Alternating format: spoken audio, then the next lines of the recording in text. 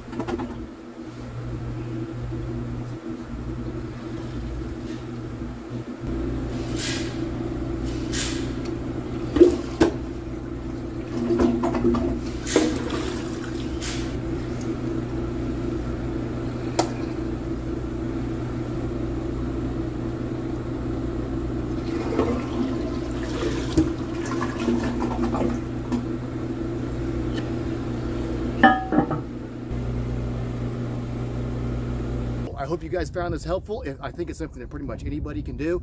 If you've got any questions, please put it down in the comments. If you like the content, please hit like and subscribe. And until next time, think outside the box and do something cool.